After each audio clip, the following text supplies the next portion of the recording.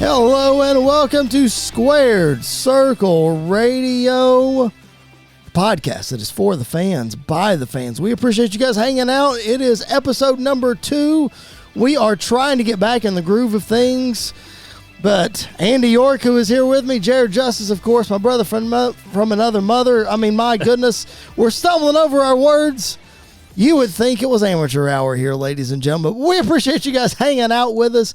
Hope you're digging what we're doing.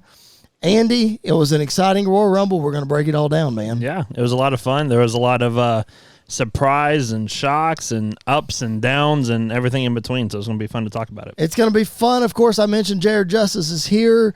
Lots to talk about, Jared. Lots of stuff we're not going to talk about. The wrestling world, again, just continues to be turned on its head, man. Yeah. And that's all you've got to say about that. My goodness. We appreciate all you guys tuning in. Thank you for your support on our show. Thank you to Sportswire Radio, Tom and the crew over there. Thank you to those guys for their support. If you're not listening to their product, please make sure you do that. Sportswireradio.org, and that is sports with a Z. So go check them out. They are our exclusive partners, and we cannot thank them enough for their support. Find our podcast wherever you find your podcast, Spotify, Apple, Podbean. We've got a lot of Podbean listeners. So shout out to those guys over there. And on YouTube, you can see our smiling faces on YouTube. Please like the video. Follow the show, download all of those things. We would appreciate it at SQ_radio on all social media platforms. All right, guys, I'm going to give my disclaimer before we get started. I gave my disclaimer last week, and that disclaimer last week was that we are recording during Monday Night Raw, so if something happens in the 9 o'clock, 10 o'clock hour, depending on what coast you're on, and we don't talk about it, we apologize. The second disclaimer that I'm going to give this week, ladies and gentlemen, is that we all know what happened in the news this week.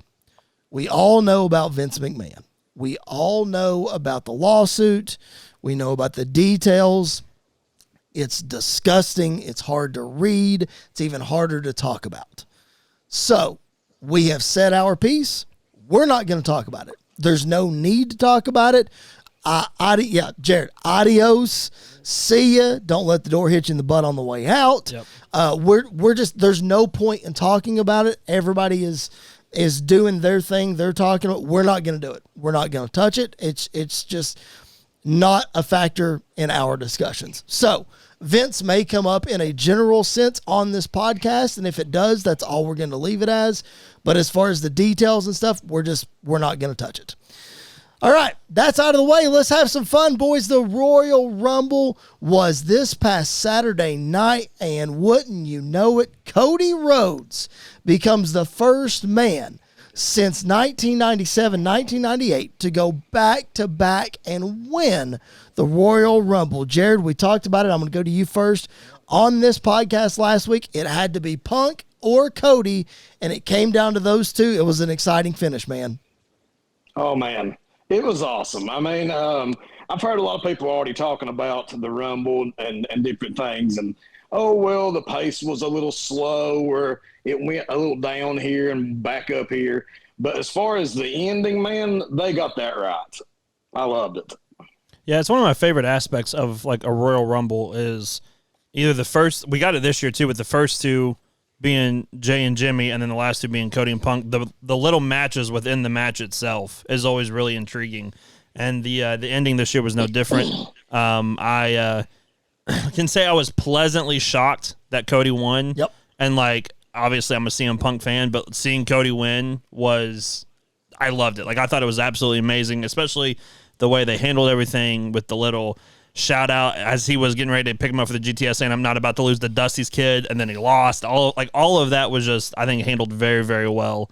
And you know, I'm very excited to see where we're going to head for WrestleMania. Now, WrestleMania feels cursed already after the last 2 weeks. We've had back-to-back injuries to main eventers. Yep. But it could back them into a corner where they have nothing to lose, and we're going to have a lot of fun at WrestleMania too. That's true. Sometimes that does happen, man. Guys get hurt or what have you, and And good things come out of it, and maybe the good thing that comes out of it this year is Cody finally finishes this dang story. Please. we do something else. I'm wearing the Cody Rhodes t-shirt, so again, I'm just as excited as you are about him winning. I thought it would be Punk. I'm again pleasantly surprised that it was Cody. I'm excited to see how this happens. Jared, it just proves to me that Cody winning the Rumble last year and not winning at WrestleMania, a lot of people, Jared, you and I have talked about this, is like if we don't pull the trigger on this story soon, a lot of people are going to check out on it. And I think that's true across the wrestling world. But this proves Cody winning back-to-back years, because they could have easily, Jared, gone to Elimination Chamber and had Cody win the Chamber and that be his road to WrestleMania. But no, he won the Rumble in back-to-back years. Shows you that the company is still behind him. Oh, yeah, man. I mean, I thought it was a mistake to not have Cody win last year, and maybe I still stand beside that. I'm not sure. I'm going to give it the opportunity to see how everything plays out. Yep. But the fans stuck with him, man, and I mean, who would have guessed that? And the company stuck with him. Yep. So those are both two things that you can lose really, really quick. The company or the crowd, and he kept both of them. Yeah, he really did. What's crazy is I feel like this is what WWE always intended for Cena to be. And he could never get at some point he could never really get the fans back on his side. But with Cody, Cody's the kind of character in hindsight that I would really not be a fan of, I feel like, but I can't help but root for the guy every single time he goes out there, cuts an impassioned promo, and I'm like, yeah, I get it. Like I'm all in on this guy. What's really weird looking at WrestleMania 39 in hindsight is I think Cody not winning at WrestleMania has hurt the bloodline more than it's hurt Cody. Do tell. Well, the Cody story kind of took off because you had the Brock feud afterwards, which, the matches were whatever, but the story leading into it was a lot of fun.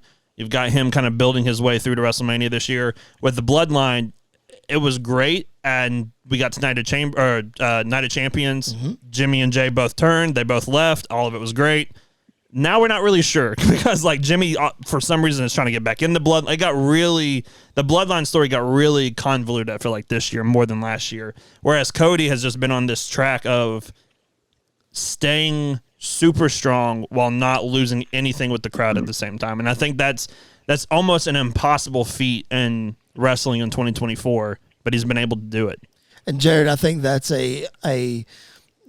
you go back and you look at the history of factions in wrestling, that's just a product of, I don't want to say the bloodline's been around for too long, but maybe they've been pushed to the forefront for too long. Look at the NWO. It was hot while it was hot, and then it was the worst thing on TV when it was not hot. You could argue the Four Horsemen, maybe not so much. DX, The Nation, Corporation, just, Jared, the history of factions show you that it's great when it's great and it's terrible when it's not. Well, I think it all started, if you believe what you have read on some of the dirt sheets or whatever, as far as that they want to do, or Jay and Jimmy want to do, they want to do the match against each other at WrestleMania. And so it seemed like that they didn't really have much else to put into their story, so the only solution was to split them up. And so I think when they did that and they put Jay on Raw and they took him away from the Bloodline storyline, I think that really hurt the storyline as a whole. It's like they didn't know what to do with it anymore. Well, I mean, and add to that, they took away Jay and Sami Zayn at the same time, basically. Yeah. And that was the entertaining portion of the bloodline. You had Roman, who was serious. You had Paul Heyman, who everybody could make fun of. You had Solo, who was serious. You had Jimmy, who sort of rode Jay's coattails. Yep. And then you had Jay and Sammy, who was the nucleus of that story for so long.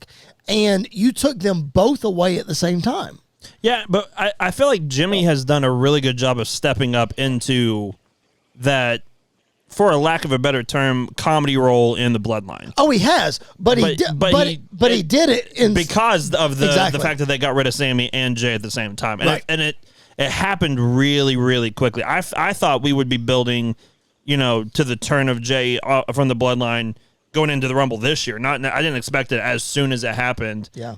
Post WrestleMania, but again, I think it's just we got to the point of because long-term storytelling, I'm all for it when it's good. Sometimes it can be really good to a point, and then I don't think sometimes they've thought things through all the way. And this is one of those of I don't know how much they thought post WrestleMania 39 about the Bloodline story as a whole after Cody lost. As we get ready to circle back here to the rest of the Rumble, let's put a bow on this. Cody called out Roman at the end of the Rumble. He said that he wants Roman. That's obviously going to be the match they're going to at Mania. It seems that way. Cody and Seth had a face-to-face on Raw.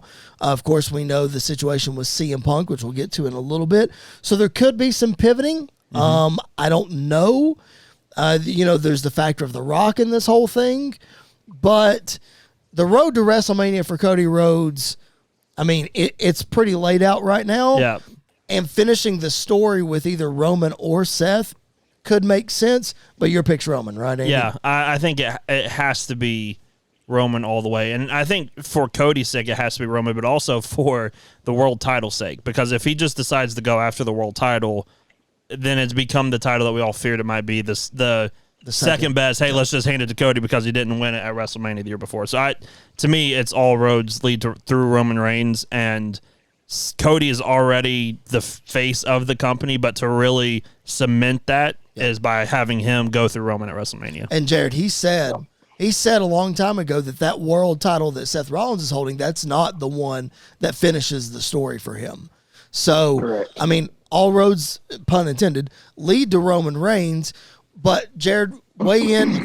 I sense that you agree there, but where does The Rock fit into this, or does he? Man, more and more, I'm thinking that they're not going to do Rock and Roman at Mania. I think, man, The Rock's done this so many times. Yes. Yep. But if it's going to happen, I don't think they're going to do it at Mania. I think it's probably going to happen at the Saudi show. Would be my guess. It's another huge payday that Rock can get, and everybody can get by The Rock being there. Yeah. And I'm sure that would tickle, the Saudi prince and their audience and all those people. And so, I mean, I'm sure they would love to have The Rock there. Would they not? Who wouldn't? I'm sitting here laughing because I'm thinking, no, they can't have The Rock versus Yokozuna, or they can't have a Yokozuna tag match. Oh, I forgot about the fake Yokozuna at the Greatest Royal Rumble. Do you remember that? Oh, that's right. They brought in that big Japanese wrestler that looked like Yokozuna in a lot and of Mark ways. Henry wrestled. And yeah. No, he was in the Rumble. Hey, that's right. He was in the Rumble because he walked out and everybody was like, "Yep, that's supposed to be fake Yoko." That's what that is right there. Oh my goodness. So they got another fat man. They did, basically. Yeah. No, nobody knew who his name was. He got it was obviously not Yoko, and they were like, "Yep, nope, it's kind of him." I mean, Jared, what? Introducing. Yeah. Basically what it was. That's right. So, Jared, it would be, it would almost be like, and I don't want to say this, maybe I shouldn't say this, because the guy who portrayed the Renegade character is dead, but it wouldn't shock me if that were to happen. Somebody looked like the Ultimate Warrior and coming out there, right? I mean, no, it wouldn't surprise me. Speaking of surprises, there was a lack thereof in the Men's Royal Rumble. Let's talk about some of the other odds and ends there, except for Andrade, who we called. It was inevitable that Andrade was going to come back. Looks like on Monday Night Raw that he may have just signed to be part of the Monday Night Raw roster. Yep. So that'll be very intriguing. Loved Andrade being there. Couple of the other highlights. Oh, I get the big highlight. Jared's going to kill me for this. Jared, the R-Truth spot in the Royal Rumble.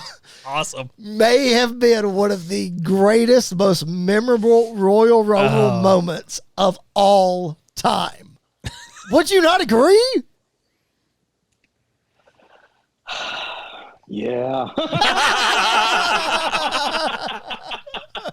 It was pretty good. The fact that R-Truth could sell a tag team match in the middle of the Royal Rumble, and the fans they were all for it. Behind it. They were all for it. Oh, it was so good. Jared, come on. I know he's on your list, but that was not. There is not another person on the roster I think they could have pulled that off.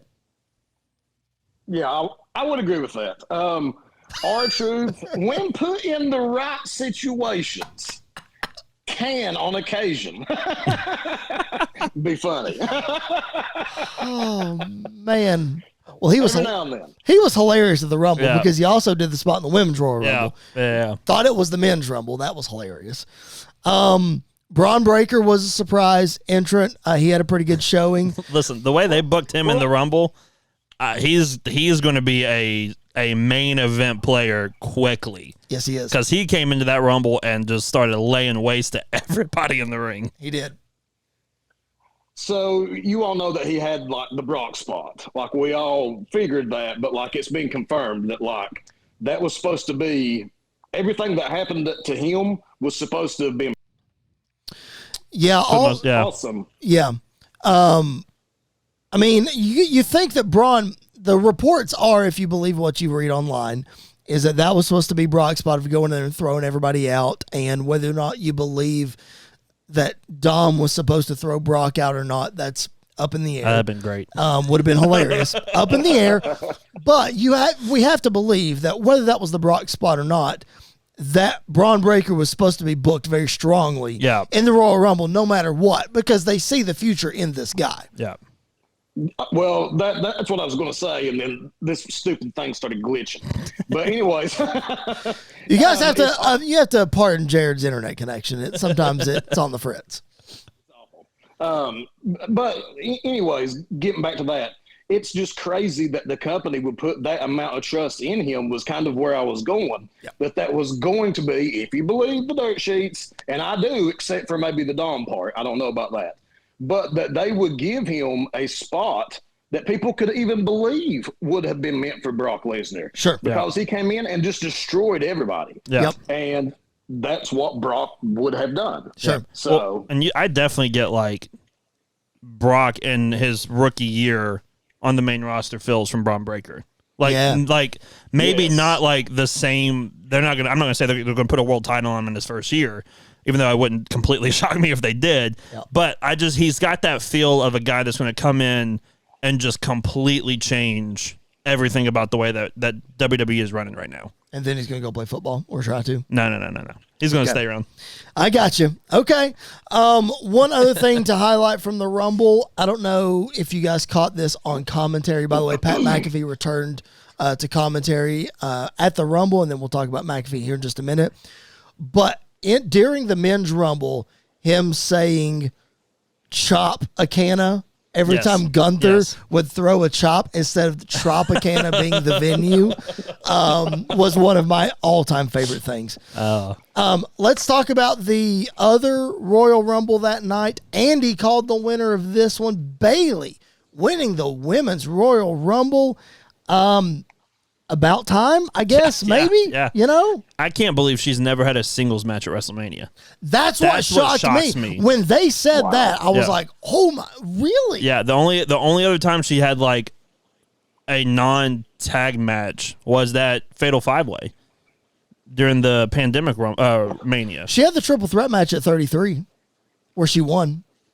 It was her, that's true. Charlotte. But again, multi person, but not she's never had a one-on-one singles match at WrestleMania, which is crazy. Yeah. And here we go, Jared. Bayley winning the Rumble. I mean, all signs point to the fans popped huge for it, which I was sort of surprised, but I guess it was everybody just wanting it to happen. You know what I mean? But Bayley, I mean, babyface Bayley headed against Io Shirai at WrestleMania. I guess that seems to be logical. Yeah, man, that would be exactly where I think this is going. I think that Becky will get the other title shot against Bianca, I guess it would be. So no, against Rhea Ripley. Against Rhea, yeah. So I think that's where they're going with that situation with Becky.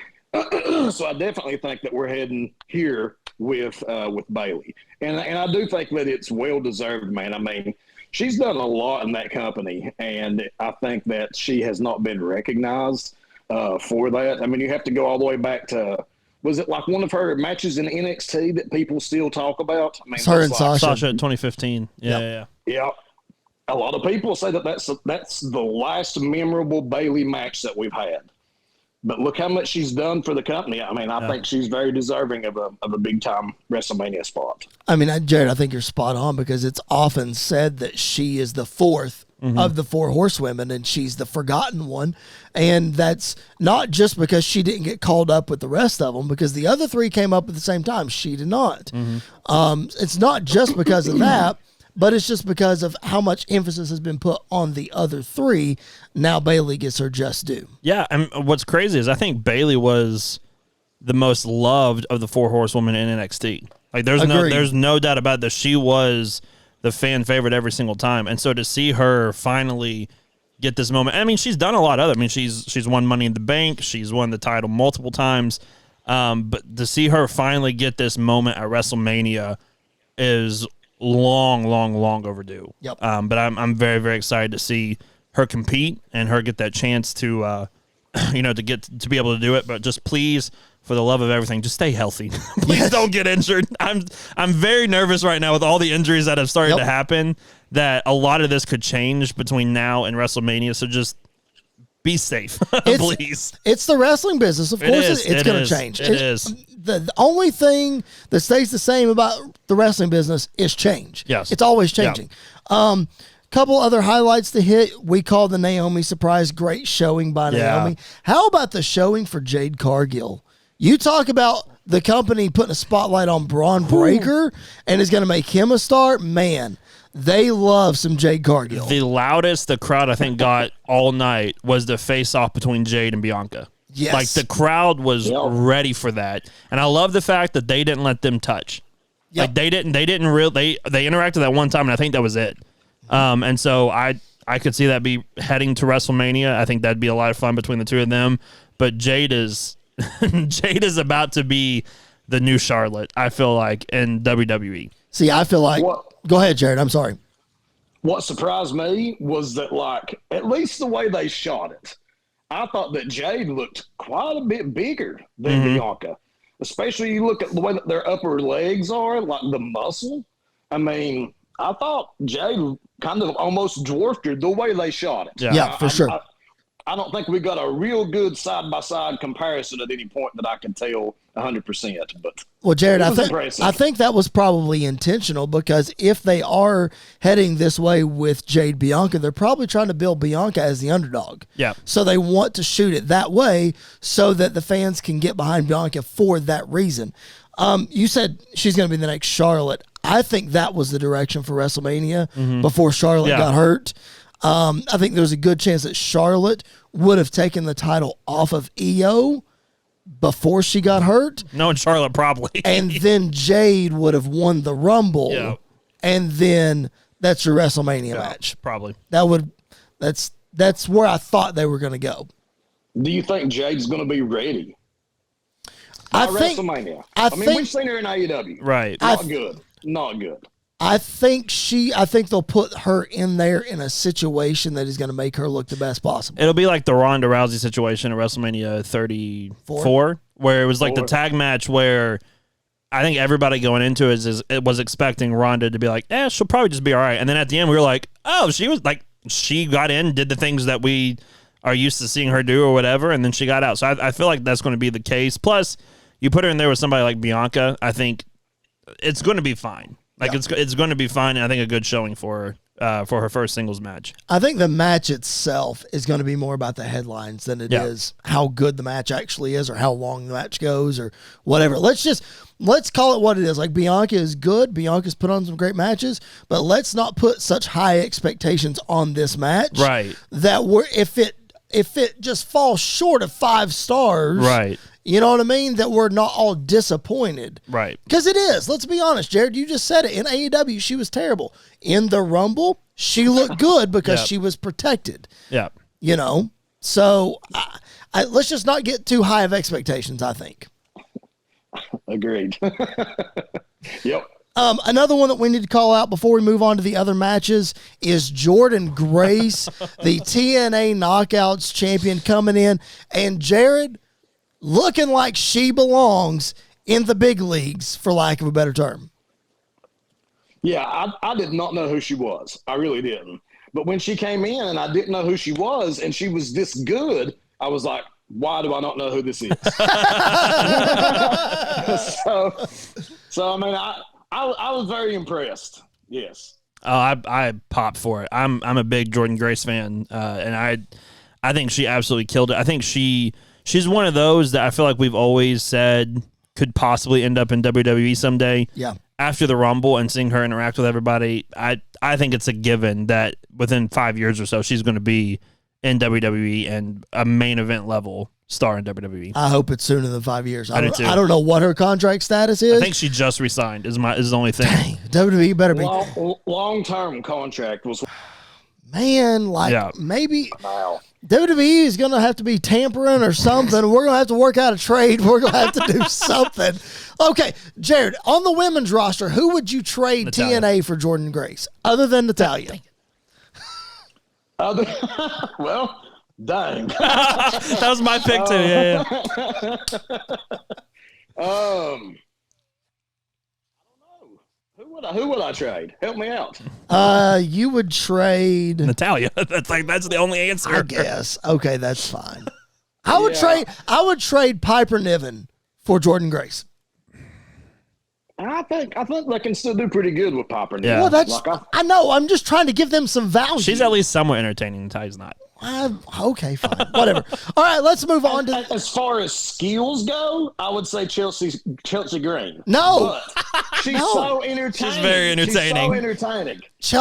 Chelsea has to stay in WWE. It just has to happen. No Cardona again, by the way. I know. Why, Chris? Shocker. Why? Because Chelsea is so entertaining and she clearly belongs in WWE. That's true, but I just don't think she can wrestle. There is a reason why they went through so many hoops to sign her the first time. Yeah. And she broke her wrist in her only match, which was a tag match. Yeah. And then they released her and then brought her back after she broke the same wrist again. Yeah. There's a reason why they've gone through so many hoops to bring her back. Yeah. She's I wildly knew entertaining. this would rile him up. I knew it would. Go ahead. Lord. All right. The other two matches on the Rumble card honestly didn't do much for me in the whole Rumble situation. The Rumble pay-per-view. One of them being the Roman Reigns Fatal 4-Way getting the victory over AJ Styles, LA Knight, and Randy Orton. Saw this one coming. It was inevitable. But Solo showed up. Yeah. But he didn't get involved in the finish.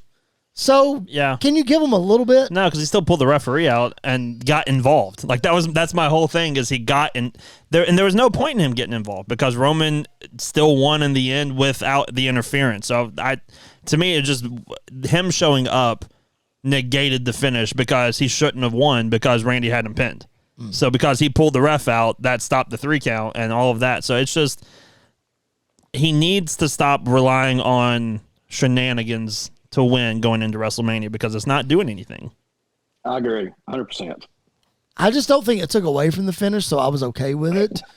In hindsight, he didn't need to be there anyway. Mr. WWE, everybody, Mr. WWE. Listen, we are not getting on this Roman Reigns train tonight. That is for another podcast. I am not getting riled up about this. Let's talk about the U.S. title match. Honestly, the U.S. title match, it was fun. I enjoyed it. Yeah. A good way to break up some of the Rumble stuff. Jared, if you want old school wrestling and old school finish, what a finish to the match. The babyface trying to use the weapon and getting caught and disqualified. Straight up old school finish. I thought that was incredible. Yeah, I can't remember the last time that we've seen it play out like that. And I loved it. I thought it was great. Like, I mean, I was watching that happen, and I was like, oh, he's got to see it. He's got to see it.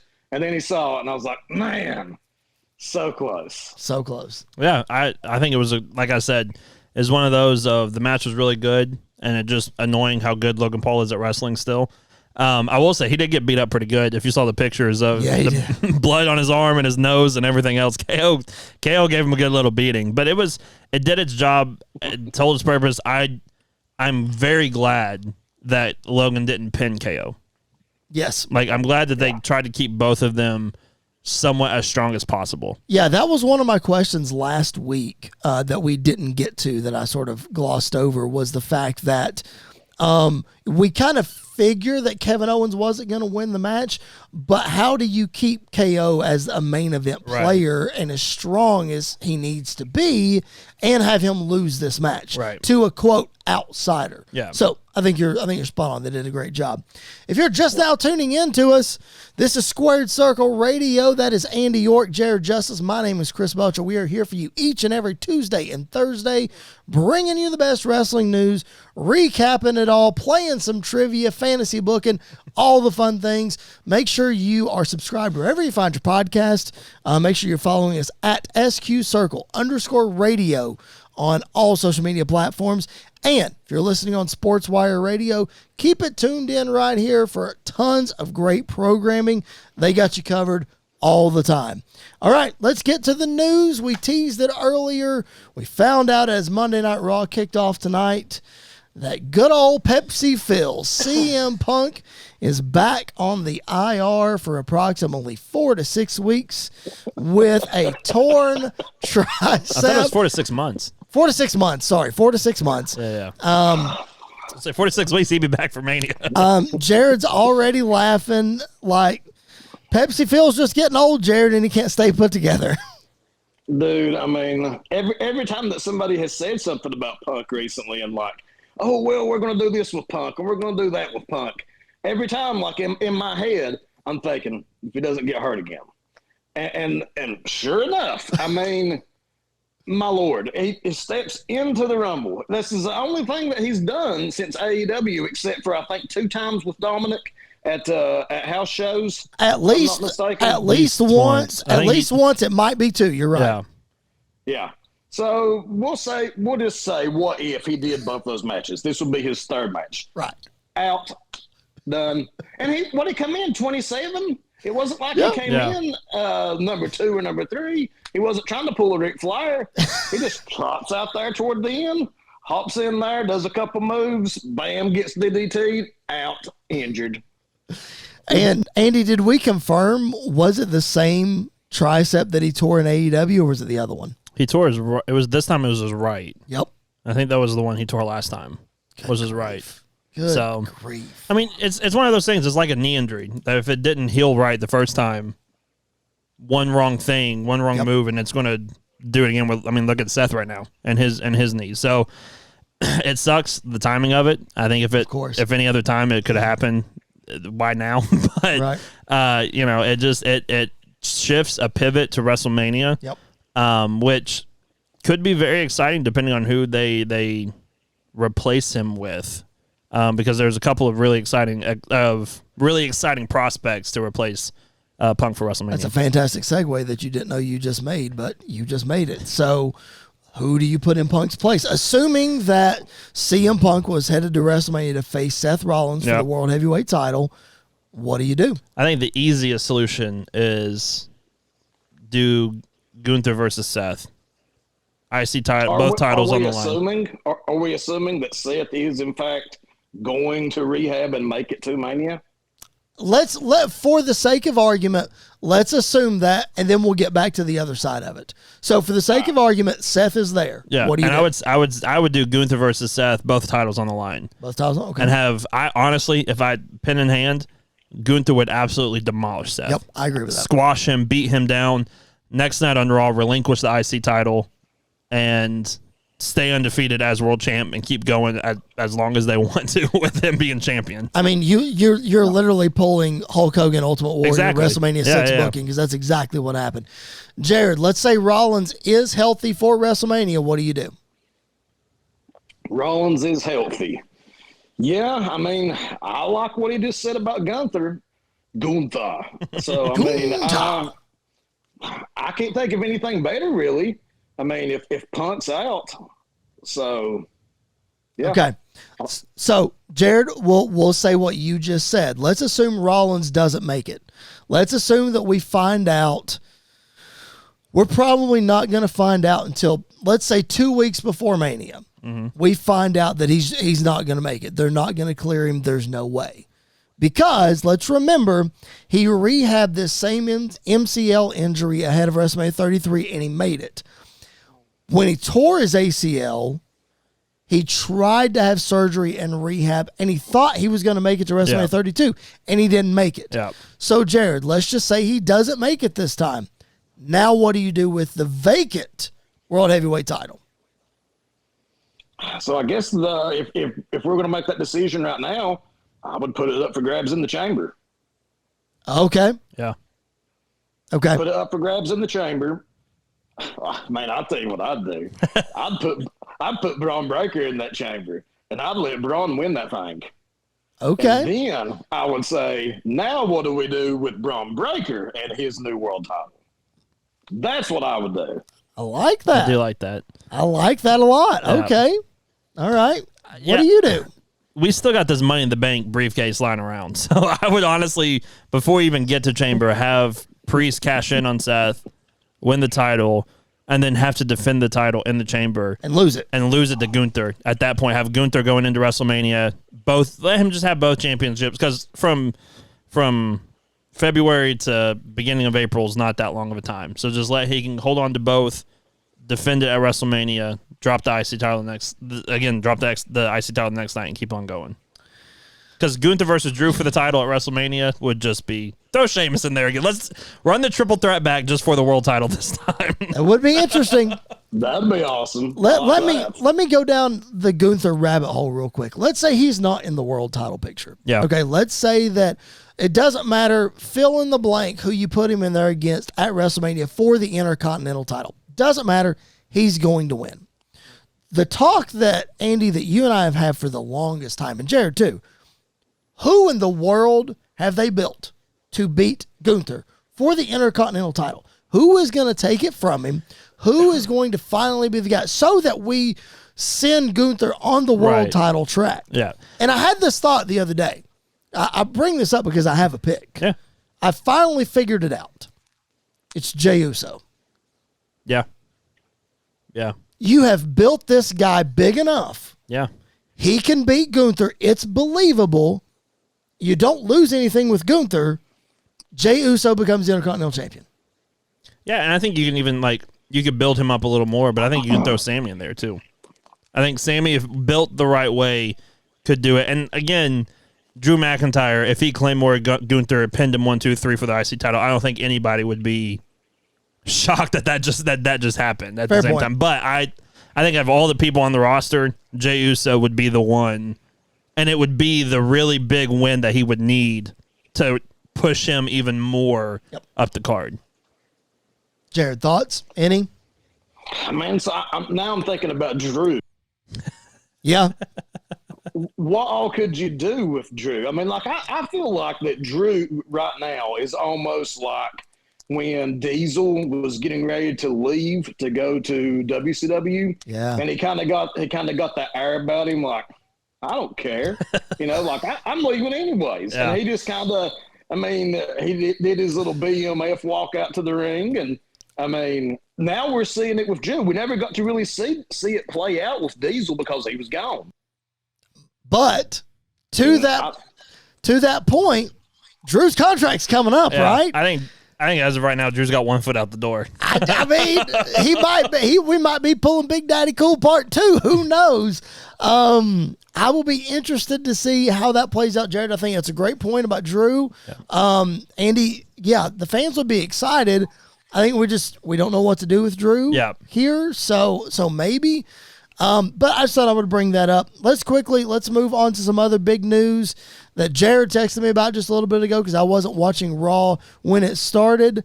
But our boy is back, ladies and gentlemen. Pat McAfee is on commentary on Monday Night Raw full time. Let's go. I'm so pumped. Yeah, it's hearing him at the Rumble last night. It made me realize how much I actually missed hearing Pat McAfee on commentary. Yes. Him and Cole could be, if they aren't already, this generation's JR and King. Yes. Like it's that relationship. And I love Michael Cole without Pat McAfee, but Michael Cole is just on a different level when Pat's there beside him. You can tell that he has a lot more fun doing things. I don't think they've announced who's on. I'm sure Wade Barrett's going to go back to SmackDown now. See, here's what I think. Wait, hang on. I'll give you my prediction in a second. Jared, Pat McAfee makes Raw watchable for 3 hours, right? Oh, yeah, very much so. Man, Pat's awesome. I mean, I think that him and Cole would probably be the best thing since JR and Lawler. Yep. And I never would have thought I would have said that of Michael Cole. Right. I mean, look back 3 years ago, everybody couldn't stand Cole.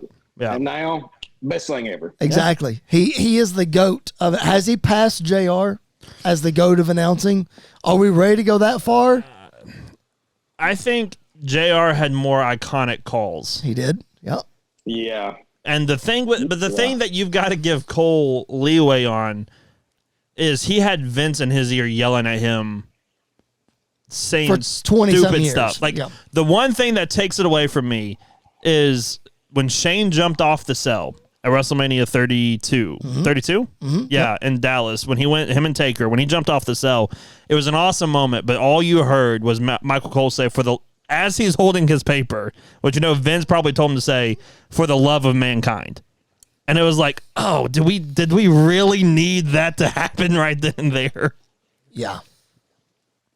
But I mean, you got to look too.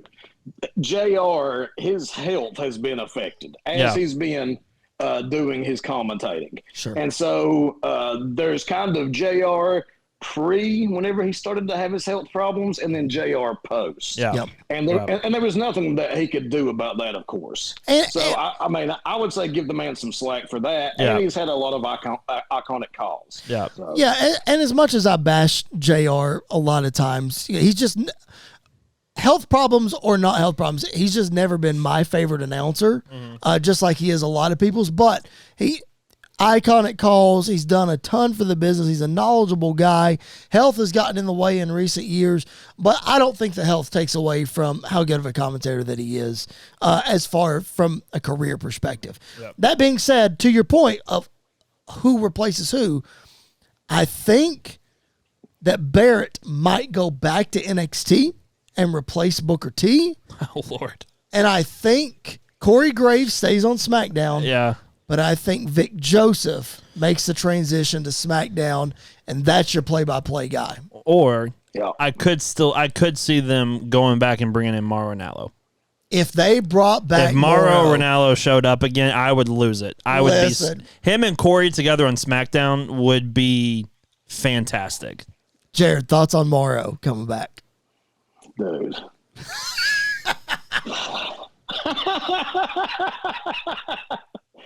I mean, so this guy, he gave it his all. Yep. But we saw that there was just certain aspects of the job that he can't handle. It's true. And if he comes back, I think we're going to see the same exact thing happen again. My only reason why I don't think so is because it's a completely different WWE now than then. Like what if he just goes back to NXT? Instead of WWE. That could happen. Yeah. And he's partnered up with Barrett. And Booker. I think the 3-man team at NXT is fine. Okay. All right. That could be interesting to see if they do that. Another interesting piece of news that came out this week, literally the day we dropped our show, so obviously we didn't get to talk about it, is Dwayne "The Rock" Johnson has been elected to the board of directors at TKO. So this is not WWE. This is not UFC. This is the holding company. It's not even Endeavor. Yeah. This is above that. Yeah. This is who the CEO of TKO answers to. The Rock is on the board, ladies and gentlemen. And in turn gets the Rock trademark back. We talked about him earlier, if he's going to be at Mania or if he's not. regardless, Jared, The Rock is more closely associated with WWE now than he has been in 10, 15-ish years, something like that. Yeah, it's crazy, man. I mean, like, I'm curious to know exactly what this will mean for wrestling in particular. Like, what is this, him having this position, what is that going to benefit wrestling? I think one of the interesting things that I don't remember if it was Sam Roberts or who I heard say this, might have been on Busted Open, but nobody knows the wrestling business from an entertainment and public perspective more than The Rock. Yeah. Nobody has brought wrestling more attention in the Hollywood sphere than The Rock. Mm-hmm. And you could throw Hulk Hogan into that as well. But The Rock has taken it, ran with it from the entertainment world, Hollywood, business. He's an owner of the XFL. Yeah. His accolades goes on, and now he's back in the WWE. So to me, Andy, there's a reason that despite all this success that he's doing over here, he's back. Yeah, I think, and I'm not saying that it's for wrestling, right? But he's back. Well, I think part of it is, and I'm not calling him like a mooch or anything like that, but WWE hasn't been this successful financially in a long, long, long time. So it's a good time to jump back on the WWE wagon once again. Yep. But I think it's good for WWE in a lot of ways, because now someone who not only is in the wrestling or was in the wrestling business, but one of like the all-time greats of professional wrestling is now on the board. WWE has a voice for a lot of these decisions and things that could impact them and could affect them. So, and who's not going to listen to The Rock as he's on the board as well? So I think it's a good move to have him on there. I think it was a good move for a lot of reasons. I think it was smart to put him on there. And it's interesting to see what this can all play out for in the future. Mm-hmm. I agree. One more big piece of news that came out again last Tuesday. Last Tuesday was a big day. It was a big day. Raw. The television rights for Raw has now been sold to Netflix, ladies and gentlemen. 10 years, $5 billion. That's with a B, $5 billion. Jared, it's a wise move, man. Coming from a guy who works in the television industry to an extent, the cable television model is dying. Mm-hmm. WWE is moving to the platform that is synonymous with streaming, just like WWE is synonymous with the term wrestling. It's a great marriage, Jared. We'll just have to see. Lots of things still to work out, though. Yeah, I hope eventually that they take the full WWE library to Netflix and put it on the Netflix platform. I love the platform that Netflix has used and uses. So yeah, man, I think it was a great decision, and cable is going out quick. Yep. I think it was going to come to this pretty soon anyways, and they are just being the pioneers. That's what they always love to tout, because they always have done it. Yep. I think it was smart on everybody's part. I think it's going to be very interesting when it all happens to see how much the viewership actually changes. Mm-hmm. Like because I know obviously people can go back and watch and all this other stuff, but like live as it's happening, I wonder what the change is going to be, because while it's on Netflix is still pretty expensive from time to time to get. So a lot of families that probably get cable are not necessarily just going to switch over to Netflix because Monday Night Raw moves over. Now, I think I agree. I think a lot of shows and a lot of specifically sports are going to start moving over to streaming more. I mean, we've seen it. A playoff game was played on Peacock this year. Yep. Thursday Night Football is on Amazon Prime. Right, but the playoff game had a lot of flack because a lot of people didn't really want to pay just for a football game. So it's going to be really interesting to see what the fallout of it is. I still think it's a smart move. I mean, who's going to turn down $5 billion anyway? So they'd be dumb to turn that down in the first place. Right. No, absolutely. And Jared, it's interesting as old school fans as we are, and we remember when Raw debuted in January of 1993 and how many times we watched from the Manhattan Center and all this other stuff. It's interesting that when the press release came out, it was WWE Raw moves to Netflix, not Monday Night Raw. Yeah. So, Jared, how much is it going to hurt if Raw moves off of Mondays? Dude, I have so many memories of just watching Raw on a Monday night. Yep. I remember being in Florida on vacation, and I was young, and we just so happened, like as we were taking a tour of this this condo we were staying at, which is actually the place where Kevin Sullivan used to live, in that condo. There you go. So it's called the Peninsula. It's in Daytona. He doesn't live there anymore, so I can say it now. But anyways, we had taken a tour whenever we first got there, and we went up to the penthouse. And so I was like, Dad, we have to go up there and watch Raw in the penthouse on the big screen TV.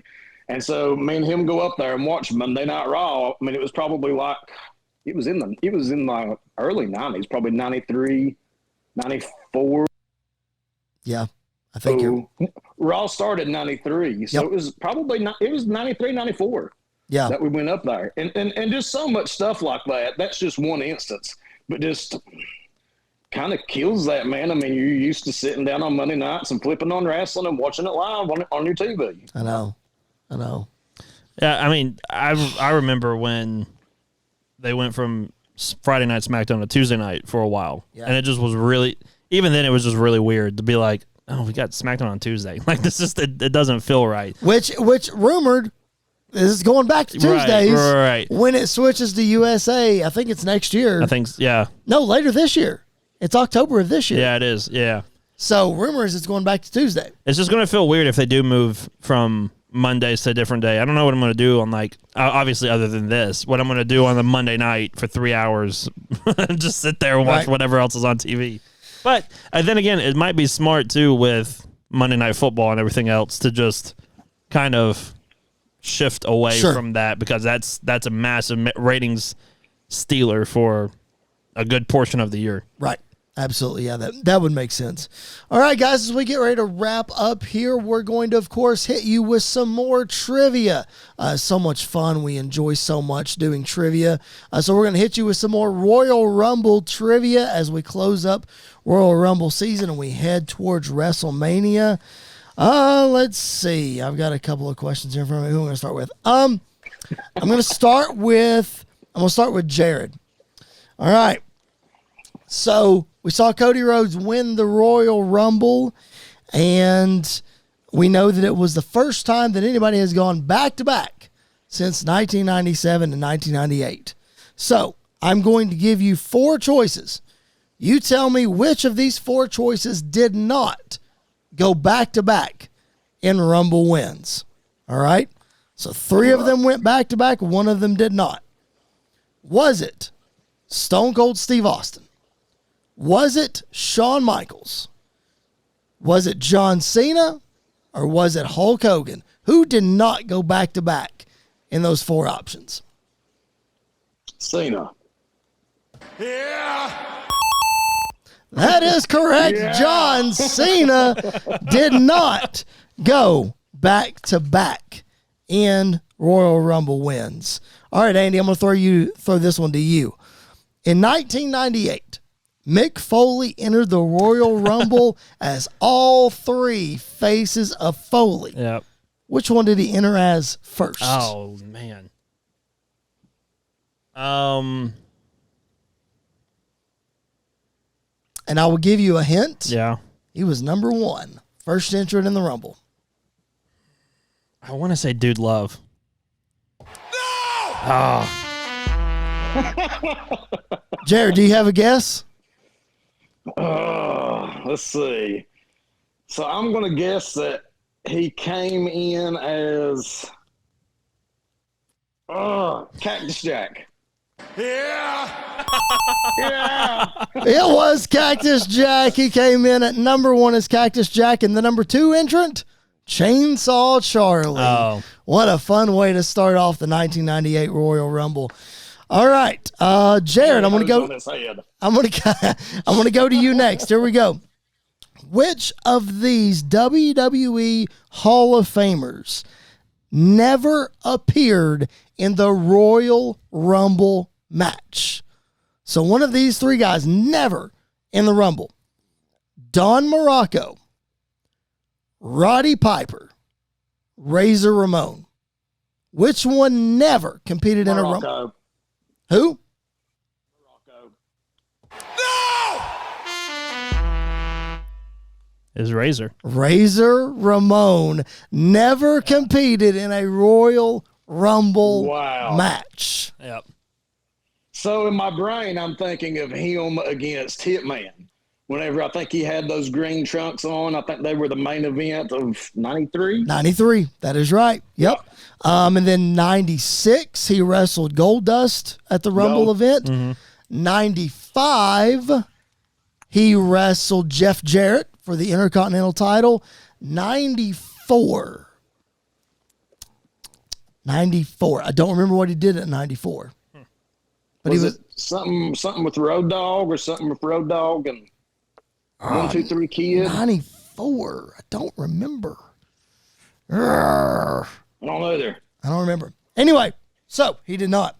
Here we go. All right, I'm going to let you two go back and forth on this last one as we get ready to wrap up here. Here we go. Austin won the Royal Rumble 3 times. He's the only person to win 3 times. You two go back and forth. Can you name the 9 superstars who have won the Rumble twice? So go back and forth. Who has won the doesn't have to be back-to-back Rumbles. But who has 2 career Royal Rumble wins? Shawn Michaels is 1. Cody is 2. Oh, that's difficult, man. Hogan's 3. Randy is 4. We got 5 more. Undertaker? Wow. Undertaker's only won 1. Who you got, Andy? Batista is number 5. That is correct. Jared? Don't know, man. I'm out. Okay, so let's recap, see if Andy can finish running the table. Hogan, Shawn, Batista, Cody, and Orton are the 5 that we have named. Who are your other 4? Cena is correct. 3 more.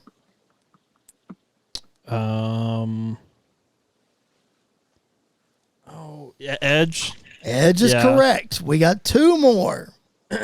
You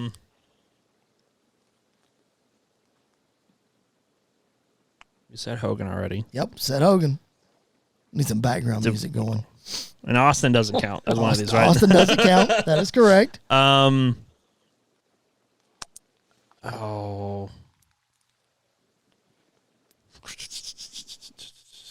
don't know the last 2, I don't think. The last 2. Triple H. Oh, of course. The Rock? Nope. Brock Lesnar. Those are the last 2. All right. Fun stuff. I love playing trivia with you guys. This is fun. Quick question. Yep.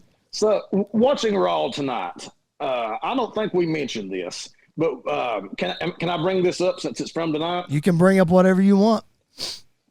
So, when Drew, when Punk comes out and, he's, kind of doing his little crying and then he's rallying the crowd and everything. And then Drew comes out. And let me just tell you, again, I love Drew. We didn't really go in detail with this. But Drew just looks at Punk and says that really, they've kind of been down the same road. And, he really doesn't consider himself a spiritual guy. But he prayed for what happened to Punk to happen to Punk. And it happened. I have not popped for something like I popped for that. That was not what I was expecting.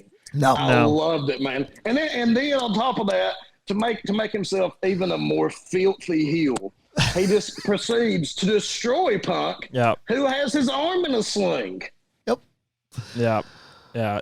So you see the old sly bastard just popping his head up and looking over the ring. Yeah. And I'm like, oh, I love it. That was perfect. Yeah. I loved it. Yeah.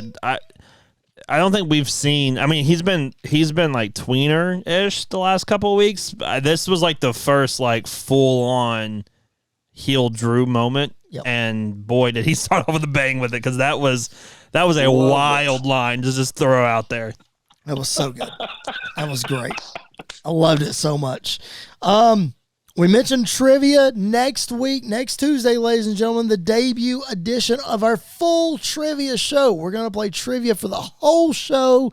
And then, of course, we're going to recap you on any news that happens. But next week, first episode of Head to Head. Before we get out of here and let you know what else is coming, of course, this coming week, this Thursday, Andy, is week 1 of TV of the MCWF, our fantasy booking show. Both general managers showing up in the first segment to address the audience and to let you know what's happening, and it's going to be a fun one. Yeah, we're starting off with a bang, so 45 minutes instead of 30. It's going to be a fun one. It's going to be a lot of fun. 45-minute time limit. Should be a lot of fun. But before we head out and I give you all the things, Jared, there's one more thing that I have to do. And I have to ask you about the list of Jared. Who goes on the list of Jared this week? Well, I mean, I'm not really sure if he was already on there, but it would have to be J.D. McDonough. When this guy comes on my screen, man, I want to crush him. Like, I just don't ever want to see him again.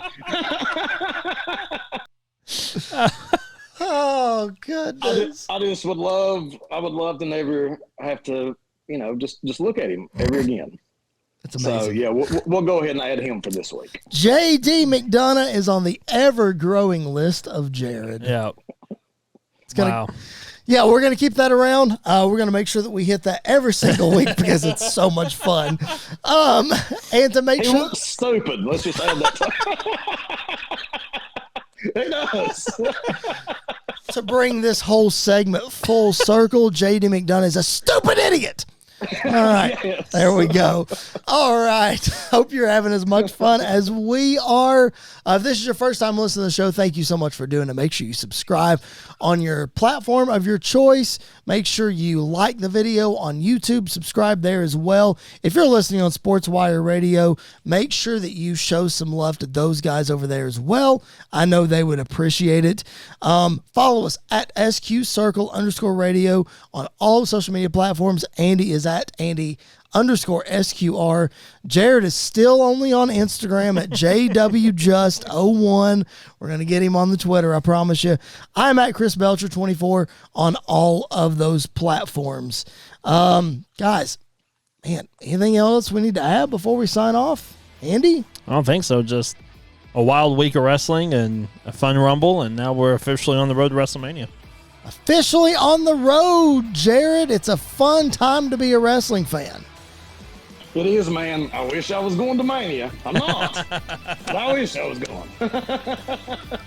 Well, just because I say no doesn't mean you can't go. I mean, I'm just saying. Tess. Tess, I'm going to be calling you. For Jared Justice, Andy York, my name is Chris Belcher. This has been Squared Circle Radio. We'll catch you guys down the road.